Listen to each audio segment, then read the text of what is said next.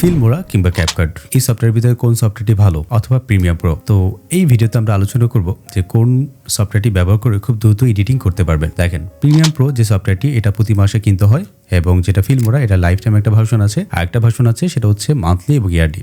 তো আমরা এই পেমেন্ট না করে ভালো যদি সফটওয়্যারের কথা বলি সেটা হচ্ছে ক্যাপকাট, এবং ক্যাপকাট ব্যবহার করে দ্রুত ভালো মানে ভিডিও এডিটিং করতে পারবেন। এবং বর্তমানে দেখবেন ম্যাক্সিমাম যারা কন্টেন্ট ক্রিয়েটর আছে তারা কিন্তু ক্যাপকাট ব্যবহার করে ভিডিও এডিটিং করছে মোবাইলের মাধ্যমে, কিংবা আপনার যে ডেস্কটপ আছে সবগুলোর জন্যই সব থেকে বেটার যে সফটওয়্যার বা অপশন হতে পারে ফ্রিতে সেটা হচ্ছে ক্যাপকাট। তো এই ভিডিওতে আমরা আলোচনা করব ক্যাপকাট ব্যবহার করে কিভাবে দারুণ সব ভিডিও এডিটিং আপনি করবেন। তো চলুন আমরা দেখি কম্পিউটার স্ক্রিনে। ক্যাপকাট দিয়ে ভিডিও এডিটিং করার জন্য আপনাকে ফার্স্টে ক্যাপকাট সফটওয়্যারটি আপডেট ভার্সনটা ডাউনলোড করতে হবে। তো আমরা গুগলে যাব, দেন গুগল থেকে ক্যাপকাট সার্চ করব। ক্যাপকাট সার্চ করার পর দেন আপনি দেখতে পাবেন এখানে একটা অপশন আছে ডাউনলোড।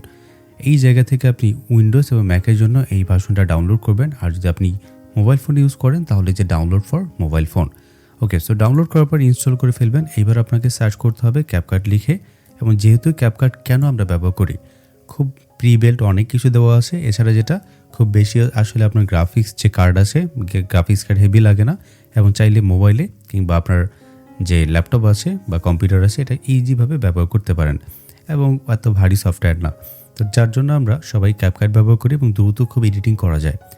তো আমরা যদি প্রিমিয়াম প্রোতে আসলে এডিটিং করতে চাই তাহলে আমাদের কম্পিউটার বা মেশিনটা অনেক ভারী হতে হবে, ক্যাপকাট ইজিভাবে এডিটিং করা যায়। তো যাই হোক, আমরা ওপেন করলাম, এবার আমরা কনফার্মে একটা ক্লিক করব। ক্যাপকাট সফটওয়্যারটা ওপেন হওয়ার পর ইন্টারফেস দেখতে অনেকটা এমন হবে। তো এখান থেকে আপনি ওকেতে প্রেস করবেন, তারপর এখানে রেডিমেড যেগুলো আপনি তৈরি করেছেন এই জায়গায় দেখা যাবে।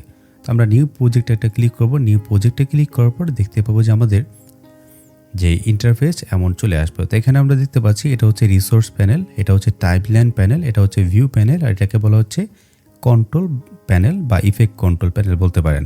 আর উপরে যে জিনিসগুলো আছে এটাকে বলে অডিও, নেভিগেশন বারের বলে পুরোটাকে। তো অডিও, দেন হচ্ছে টেক্সট, ডিফল্ট টেক্সট নেওয়ার জন্য, স্টিকার টাইপের ইফেক্ট নেওয়ার জন্য এখান থেকে ট্রানজিশন, দুইটা ভিডিও মাঝখানে যেটা বসে, ফিল্টার এবং অ্যাডজাস্টমেন্ট লেয়ার আছে।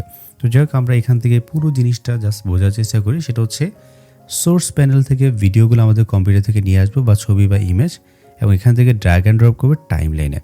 টাইমলাইনের জিনিসটা দেখা যাবে কোথায়? ভিউ প্যানেলে। এবং এখান থেকে যা কাটসাট করবো সব কিছু এই জায়গায় দেখতে পাবো, এবং কন্ট্রোল থাকবে এই জায়গায়। তো যাই হোক, আমরা একটা ভিডিও এডিটিং করার চেষ্টা করি। ফার্স্টে এখানে ডাবল ক্লিক করলাম, আমাদের ইফেক্ট যেটা, ডাবল ক্লিক করে ওপেন করলাম। ওপেন করার পর সবগুলোকে এই জায়গায় আমরা দেখতে পাচ্ছি, মিউজিক, অডিও সব কিছু আপনি নেবেন। এবার আমি চাইছি একটা ছবি থাকবে, ছবির পিছনে পুরো একটা ছবির উপরে ঠিক আমাদের যে অ্যানিমেশনটা হবে আর কি। তো আমি ব্যাকগ্রাউন্ডে একটা ছবি নিয়ে নিলাম। সাইজটা যদি ঠিক না থাকে তাহলে এই জায়গায় লেখা আছে মডিফাই নামে, হ্যাঁ। তো মডিফাই ক্লিক করে আপনি আপনার সাইজটাকে কিন্তু অ্যাডজাস্টমেন্ট করে নিতে পারবেন। সাপোজ এটা ডিলিট দিলাম, এই যেখানে লেখা আছে মডিফাই। তো আমরা যে ইউটিউবের যে ফরম্যাট, এই ফরম্যাট অনুযায়ী তৈরি করতে যাই। এখানে ক্লিক করে এই যে 16:9 অথবা এই যে সিনেমা যেটা আছে এই দুটো একটা সিলেক্ট করলেই হবে। আমি 16:9টা সিলেক্ট করলাম, দেন ওকে সেভ। তাহলে কিন্তু এই ফরম্যাট আমাদের চলে আসবে। তো ফার্স্টে আমরা এটাকে ধরলাম, ধরে পুরো ক্লিপ জুড়ে বসালাম। তারপরে আমরা যে ছবিগুলো অ্যানিমেশন করতে চাই ছবিগুলোকে এইভাবে ড্র্যাগ অ্যান্ড ড্রপ করলাম। যাই হোক, আমরা ছবিগুলোকে ড্র্যাগ অ্যান্ড ড্রপ করার পর এই ছবিগুলোকে আপনি চাইলে রিসাইজ করতে পারেন। সিলেক্ট, এই কর্নার ধরে রিসাইজ, দেন এই ছবি একটা আমরা সিলেক্ট করলাম, তারপর এই কর্নার ধরে রিসাইজ করে নিলাম। যাই হোক, আপনি প্রত্যেকটা ছবি সাইজ রিসাইজ করে নেবেন যদি আপনি এক্স্যাক্টলি ছবি অ্যানিমেশন করতে চান। তো যাই হোক, আমাদের ছবিগুলো এভাবে রইলো। দেন আমরা চাচ্ছি এগুলোকে অ্যানিমেশন করতে আর কি কাস্টমভাবে। তাহলে শুরুর দিকে আমি চাচ্ছি এটাকে ভাবলাম যেটা জুম ইন করবো, তাহলে সিলেক্ট করে এই যে স্কেল নামে যে এই অপশনটা আছে এখানে কি ফ্রেম বা বাটনের মতো অপশন পাচ্ছেন, শুরুর দিকে একটা ক্লিক করলাম, এবং ঠিক আমি মধ্য বরাবর বা এগুলোকে সরানো যায় এখানে আরেকটা ক্লিক করলাম। তো ক্লিক করার পর দেন আমরা যদি চাই এই জিনিসটাকে একটু স্কেল করতে, তাহলে যে স্কেল করলাম তাহলে কি হচ্ছে, এটা জুম ইন হচ্ছে, এবং শুরুর দিকে কি থাকবে, আমরা শুরুর দিকে গেলাম এবং এখানে একটু এভাবে জুম আউট থাকবে, তার মানে ছোট থেকে আস্তে আস্তে বড় হবে। এখন যদি আমরা প্লে করি তাহলে এইভাবে আসবে। তো দেখতে খুব একটা ভালো লাগছে না আমার কাছে। আমরা যদি এটাকে চাই রাইট ক্লিক করে দেন শো কি ফ্রেম একটা ক্লিক করব, এবং এই জায়গাটা ক্লিক করে আপনি এখানে একটা অপশন পাবেন মাঝখানে, আপনার কি ফ্রেমগুলো সিলেক্ট করে এই মাঝখানের অপশনটা ক্লিক করবেন, তাহলে অটো কার্ভের মতো অপশন আসবে। আবার রাইট ক্লিক করে তারপরে হাইডে ক্লিক করব, তাহলে দেখতে পাবো একটা স্মুথনেস চলে আসবে। এই যেভাবে একটা স্মুথনেস চলে আসবে। অনেক স্লো যদি হয় এটাকে ফাস্ট করার জন্য পয়েন্ট যেটা আছে ছোট্ট করে পয়েন্টটাকে ধরে আমরা বাম দিকে এইভাবে ড্র্যাগ অ্যান্ড ড্রপ করলাম। এখন দেখা যাবে অনেকটাই ফাস্ট এভাবে অ্যানিমেশন হবে। যাই হোক, এবার আমি এটাকে একটু ছোটো করলাম। এখান থেকে লাস্ট অবধি কেন আমি পয়েন্টের সাথে বাড়াচ্ছি না আমার এই যে ইমেজটাকে, কেন এই বরাবর দিচ্ছে না, কারণ এখানে আমরা ট্রানজিশন ব্যবহার করব। ওকে, সেমভাবে আরেকটা ছবি এখানে নিলাম, রাখার পর এই ছবিটাকে আবার একটা অ্যানিমেশন করতে চাই। এটাকে স্কেল থাকবে, দেন জুম আউট হবে। এভাবে জুম ইন আছে, এখন আস্তে আস্তে জুম আউট হবে। তাই সিলেক্ট করে কি ফ্রেম স্কেলে ঘরে, দেন আমরা লাস্টে বা যতটুকু আমাদের দরকার এখানে গিয়ে আস্তে আস্তে জুম আউট হবে, এভাবে জুম আউট দিলাম। এখন প্লে করলে দেখবেন রোবটের মতো আসবে। আমরা রাইট ক্লিক করে শো কি ফ্রেম এবং এই যে ঘরটা আছে এখানে ক্লিক করে কি ফ্রেমটাকে সিলেক্ট যেটা আপনি দিয়েছেন এবং মাঝখানে কার্ভে ক্লিক করবেন, তাহলে একটা স্মুথনেস এভাবে একটা চলে আসবে। যাই হোক, রাইট ক্লিক করে এটাকে আবার হাইট, এই যে হাইটে ক্লিক করলে চলে যাবে। এটাকে আমরা ছোট করব, একদম বরাবর কি ফ্রেমের সাথে না দিয়ে একটু গ্যাপ দিব, কারণ এখানে আমরা ট্রানজিশন ব্যবহার করব। পরে আরও একটা আমরা নিচ্ছি, এখানে এই জিনিসটাকে রাখলাম বা এই ছবিটাকে, দেন আমরা নিচে আসবো। এটাকে আমি চাচ্ছি বাম দিক থেকে ডান দিকে যাবে, তাহলে পজিশন হবে। অ্যাড করলাম কি ফ্রেম। এইবার আমরা যেখানে থামবে লাস্টের দিকে গিয়ে আরেকটা কি ফ্রেম অ্যাড করলাম, এগুলো সরানো যায়। দেন ফার্স্টের কি ফ্রেমে চলে যাব, শুরুর কি ফ্রেম। এই যে ছবিটাকে আমরা বাম দিকে এভাবে যাচ্ছি, বাম দিক থেকে আস্তে আস্তে ভিতরে আসবে। ওকে, এখন যদি প্লে করি এই যেভাবে আসবে। যদি এটা রোবটের মতো লাগে, রাইট ক্লিক করে তারপরে আপনি শো কি ফ্রেম এবং এই যে কি ফ্রেমগুলো সিলেক্ট করতে হবে, এখানে ক্লিক করে দেন সবগুলো আপনি এইভাবে সিলেক্ট করবেন এবং এখানে মাঝখানে একটা ক্লিক করবেন, তাহলে দেখা যাবে খুব ইজিভাবে যে স্মুথনেসভাবে চলে আসবে। যাই হোক, আমরা এটাকে আবার হাইড করতে চাই, রাইট ক্লিক তারপর হচ্ছে হাইড। তো এইভাবে আপনি চাইলে কি ফ্রেম অ্যাড করতে পারেন। এখন এই দুইটার মাঝখানে আমরা যেটা ব্যবহার করব সেটা হচ্ছে ট্রানজিশন। তো এই ট্রানজিশন আমরা এটা ক্লিক করব এবং ট্রানজিশনে ক্লিক করব। অনেক ট্রানজিশন আছে যেটা আপনি ব্যবহার করতে চান, ধরে দুইটার মাঝখানে ড্র্যাগ অ্যান্ড ড্রপ করলেই হবে। তো আমরা এই ট্রানজিশন ব্যবহার করতে চাই, তো ট্রানজিশন ধরে আপনি এখানে অ্যাড করে দিতে পারেন। তাহলে দেখেন খুব ইজিভাবে কিন্তু আমরা ভিডিও এডিটিং করতে পারি ক্যাপকাট ব্যবহার করে, এবং ছবি থেকে কিংবা আপনার ভিডিও থেকে। এখন ধরে নিচ্ছি কাট কীভাবে করতে হয় এটা জানবো।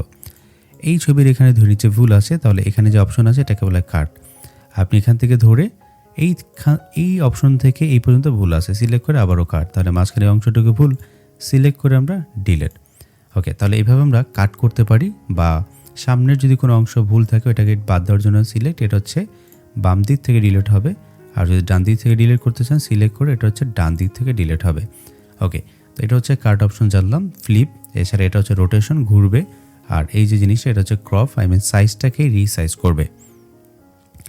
তো ক্যাপকাট আমরা কেন ব্যবহার করি, কারণ হচ্ছে এটা দ্রুত এডিটিংয়ের জন্য। ধরে নিচ্ছি এত কি ফ্রেমে আমি যাচ্ছি না বা এত কি ফ্রেম আমার দরকার নেই, সেক্ষেত্রে আমি কি করতে পারি, এটাকে আপনি ছবিটাকে সিলেক্ট করে একটা অপশন আছে ডান দিকে অ্যানিমেশন, এই জায়গায় কিন্তু প্রি বিল্ট অনেক অ্যানিমেশন আছে। আপনি যদি এটা প্রেস করেন তাহলে কিন্তু রেডিমেড অ্যানিমেশন হবে। এই যে দেখেন সুন্দর সুন্দর অ্যানিমেশন দেওয়া আছে, যেটা প্রিমিয়াম প্রো বা ফিল্মোরাতে অনেক লম্বা সময় লাগে।